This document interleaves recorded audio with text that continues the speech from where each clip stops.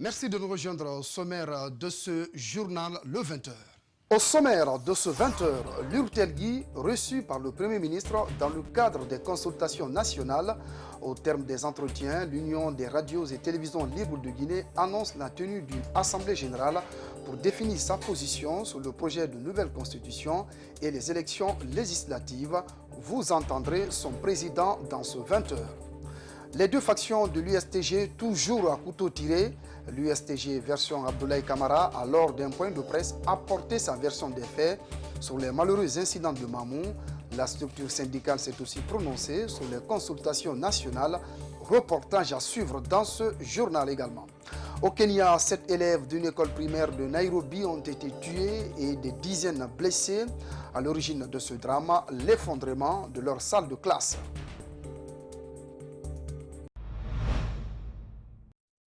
Voilà pour le sommaire de ce 20h. Bienvenue à tous. Comme toutes les autres entités, l'Urtelgui a répondu à l'appel du Premier ministre sur les consultations nationales. Au terme de cet entretien, l'Union des radios et télévisions libres de Guinée est revenue sur les points qui ont fait l'objet de propositions et d'échanges avec Dr Ibrahima Kassory Fofana, notamment l'organisation d'un référendum et la date des élections législatives. La délégation de l'Urtelgui a écouté et envisage une assemblée générale à l'issue de laquelle elle va adresser des réponses au Premier ministre par courrier. Reportage Abdourahmane Ba, Yacouba Traoré. Les consultations nationales, c'est au tour de l'Urtelgui de passer chez Dr Kassory Fofana. Après une demi-heure d'entretien avec le Premier ministre, l'Union des radios et télévisions libres de Guinée décline sa position. Nous avons dit au Premier ministre que le journaliste est un interprète de la curiosité publique. Donc nous avons dit que nous avons bel et bien écouté, parce qu'on était dans la salle pas pour de simples figurants. Donc nous sortions au niveau des membres de l'Urtelgui, nous allons leur faire savoir notre position. Une position ambiguë qu'ils expliquent par la non-précision des points de discussion sur la lettre qu'ils ont reçue de la primature. Non, la lettre dit recueillir vos avis et suggestions. Rien d'autre n'était mentionné dans la correspondance. Même si la présidente de la HAC a été claire sur la neutralité de la presse sur ces points, l'Urtelgui prévoit une assemblée générale à l'issue de laquelle elle fera part au Premier ministre de sa position.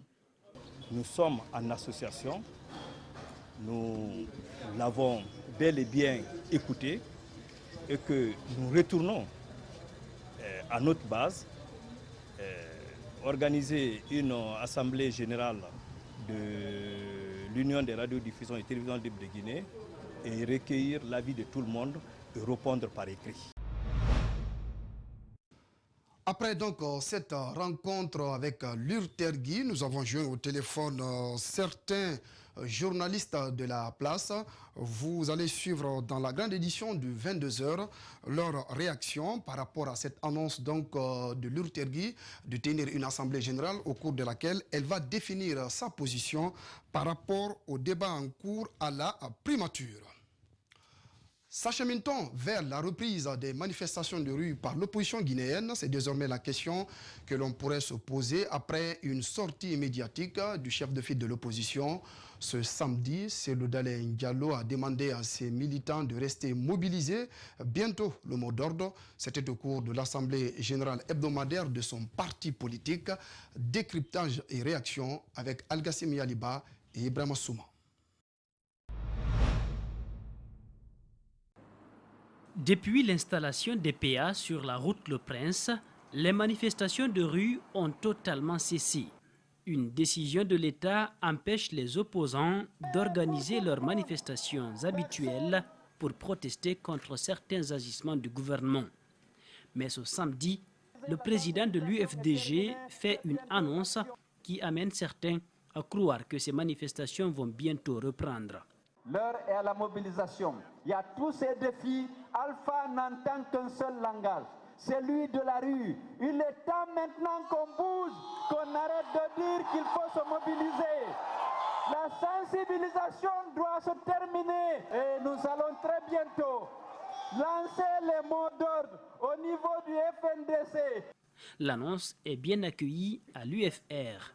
Je crois qu'aujourd'hui, les Guinéens doivent se tenir debout et attendre vraiment le sifflet final du FNDC. On veut maintenir un chef d'État qui a 82 ans, continuer. Alpha Condé ne représente pas l'avenir de la Guinée. C'est terminé ça. Aujourd'hui, vous avez vu ce chef d'État qui a passé 3 semaines aux États-Unis pour rencontrer juste Trump.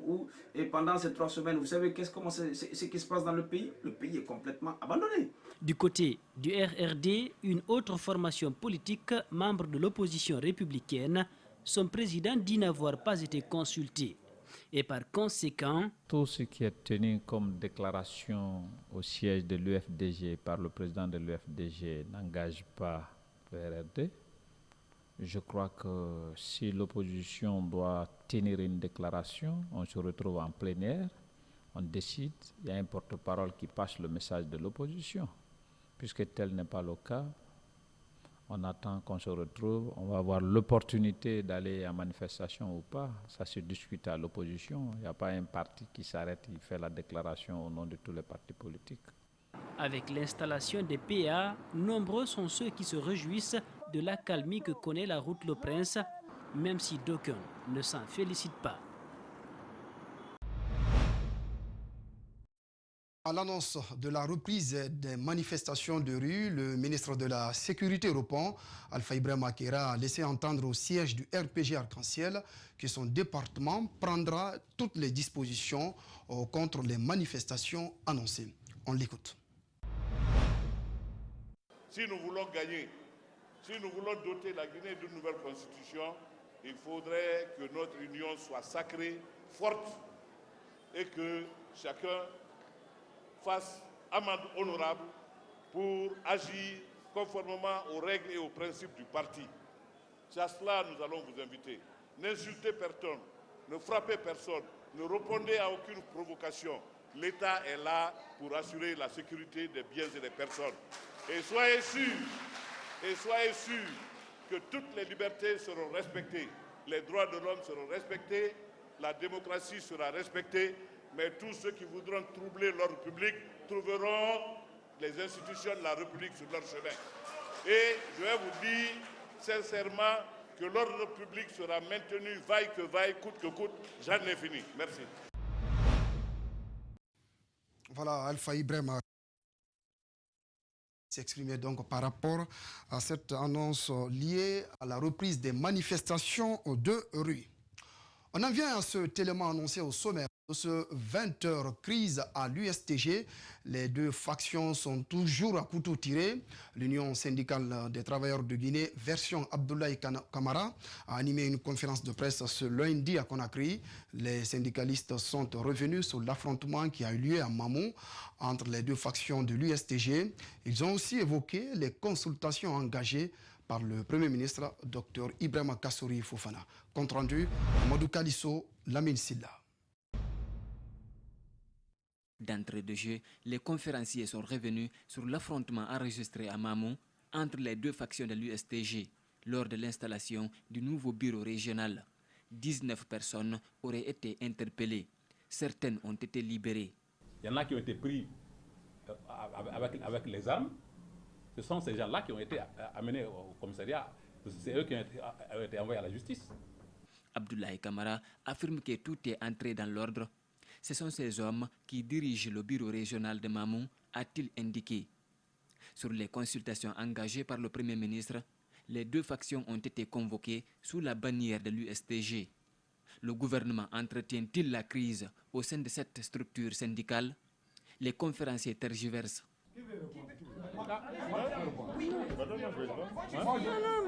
Tu m'as dit d'attendre.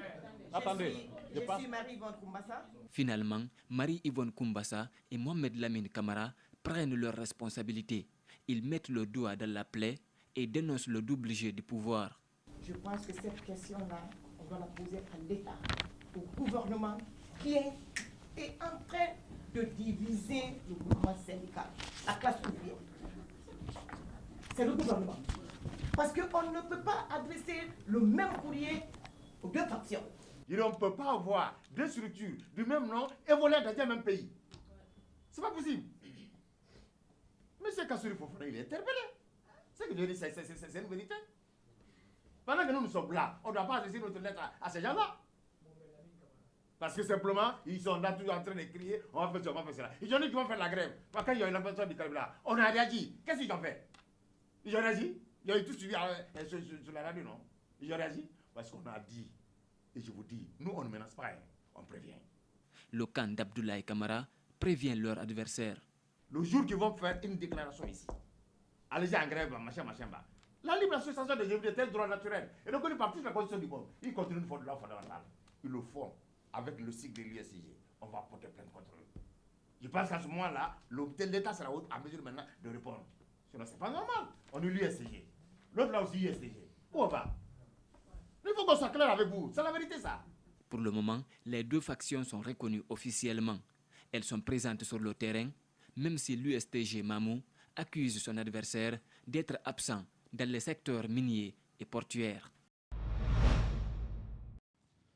La circulation a repris sur le tronçon Matoto-Sangoya après de longues minutes d'embouteillage à cause des travaux de réhabilitation. Les conducteurs ont vécu un matin dur, ils n'ont pas laissé passer leur colère. Le résumé de ce moment d'embouteillage dans ce reportage signé Mamadou Saliouba, Alseni Kamara. Beaucoup ne l'auront pas vécu. Mais ce matin, de Matoto à Sangoya, c'est le pas du caméléon. Pour sortir des embouteillages, les conducteurs auront forcé la situation. Rebrousser chemin, partout et pour toutes les solutions, la galère reste la même. C'est pas normal. Depuis le matin, on est dedans. Or que les gens, là, ils peuvent travailler une petite centimètre, là, ils ne peuvent pas travailler ça correctement, sauf pour fatiguer les gens. Non, vraiment.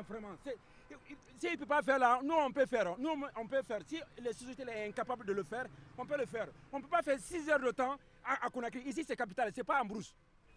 De la colère, de l'incompréhension, imaginez un quart d'heure sous le soleil, bloqué dans un bus sans climatisation. Certains résument ce calvaire à un seul mot. C'est de la merde.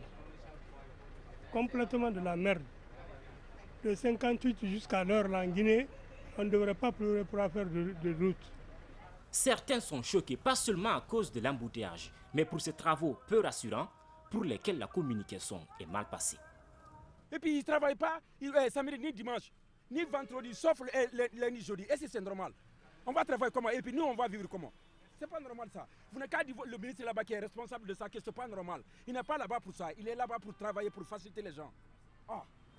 Bloqués depuis plus de 30 minutes, certains ont coupé le moteur. Question d'économie. Oh, non, on est déjà descendu parce qu'il n'y a pas de route chez nous là. Tellement d'embouteillages, le travail qu'on devrait faire pendant la nuit, on ne fait pas ça pendant la nuit. Et les passagers n'ont pas de temps à perdre. Certains préfèrent faire le reste à pied. C'est pas aller là qu'on doit faire les choses pareilles là. Nous qui sommes là en train de se débrouiller, il ne faut pas. Regardez l'embouteillage. Ça veut dire quoi comme ça là? On fait les choses à n'importe comment. Ça c'est pas bon. Ouais, j'étais dans le bus. Et il y avait trop d'embouteillage, donc j'ai dû descendre pour pouvoir marcher parce que ça bougeait pas. Ça ne bouge pas. Et sur la corniche, là où les policiers sont absents, les embouteillages ont provoqué une colère.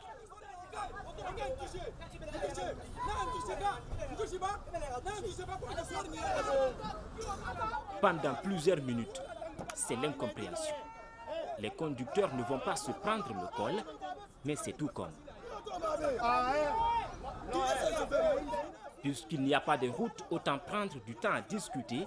Les usagers feront mieux de s'habituer. Les travaux vont durer 3 mois si le délai est respecté.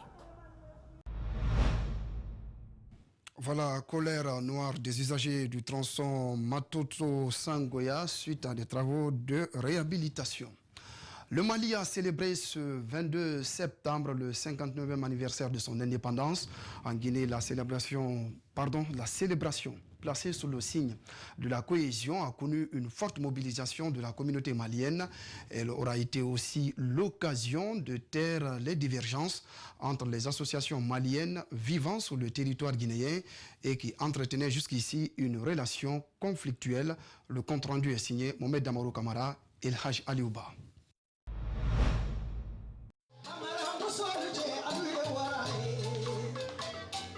Dimanche 22 septembre, à l'ambassade du Mali en Guinée, de nombreux Maliens se sont mobilisés pour célébrer leur souveraineté retrouvée il y a 59 ans.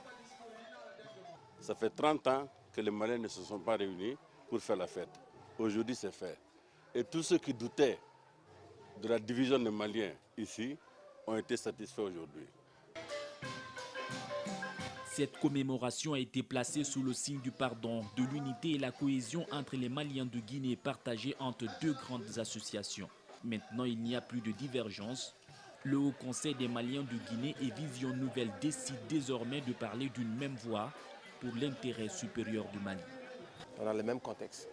La seule différence, l'État injecte des fonds comme fonds d'appui pour les aider à travailler, en fait pour tous les Maliens. Mais nous travaillons dans le sens de l'humanité et dans le sens du social. Donc c'est l'un dans l'autre. Si on se trouve dans un pays, je trouve nécessaire qu'on se donne la main.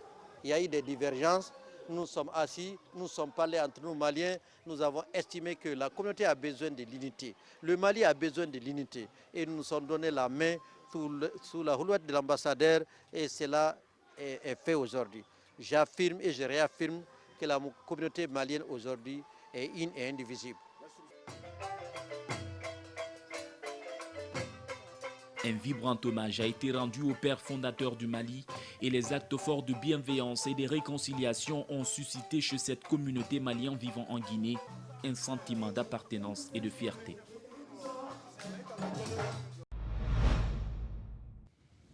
Voilà donc ce qui concentrait l'actualité nationale. À présent, on passe à l'actualité africaine et internationale dans ce 20h. Tout d'abord, l'actualité africaine reste dominée par ce drame au Kenya où 7 élèves d'une école primaire de Nairobi ont été tués et des dizaines blessés. À l'origine de ce drame, l'effondrement de leur salle de classe ce lundi. Reportage. Des dizaines de personnes ont été blessées et transportées dans les hôpitaux de la ville. Les services de sécurité sont sur les lieux du drame. Les sauveteurs auraient eu du mal à se rendre à l'école en raison de la grande foule qui s'est rassemblée à proximité.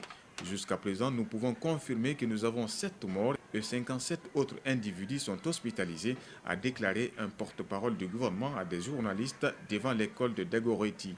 Les responsables de l'école ont attribué l'effondrement à la construction d'une conduite d'égout à proximité qui, selon eux, a peut-être affaibli les fondations du bâtiment. L'incident s'est produit peu avant 7 heures, heure locale, et des dizaines d'enfants ont été rapidement évacués des lieux. La Croix-Rouge du Kenya a transféré des enfants à l'hôpital national Kenyatta.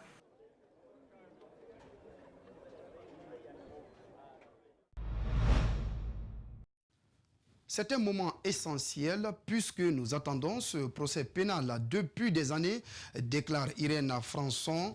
Avant le début du procès du Mediator à Paris, la pneumologue avait la première fois alerté sur les risques de médicaments tenus pour responsables de centaines de morts. Suivez.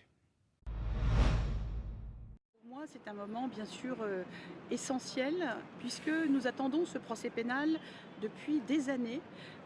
Le gros de l'instruction a été clos en 2014. Ça a été une instruction qui a nécessité de très grands moyens et qui ont permis un travail et une accumulation d'éléments absolument exceptionnels.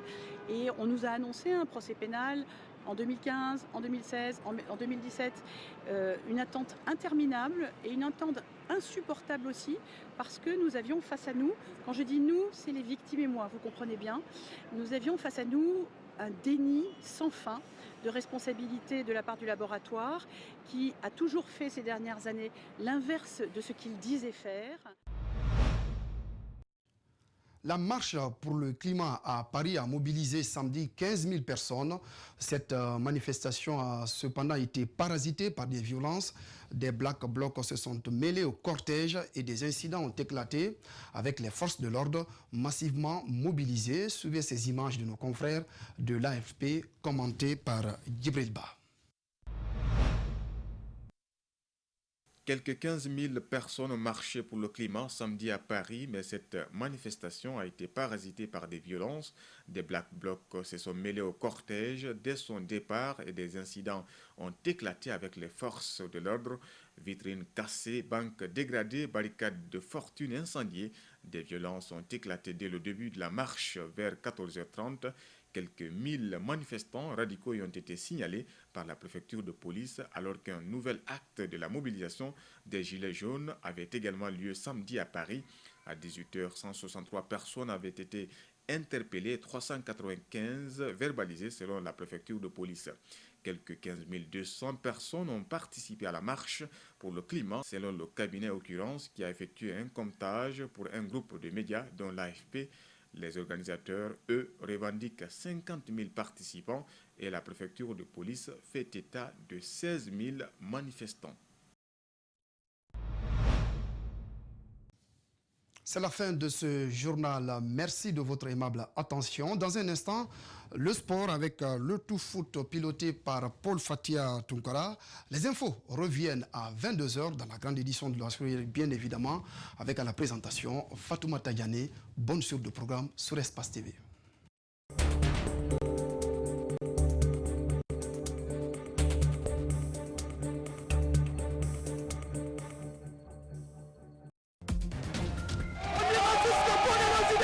Des réactions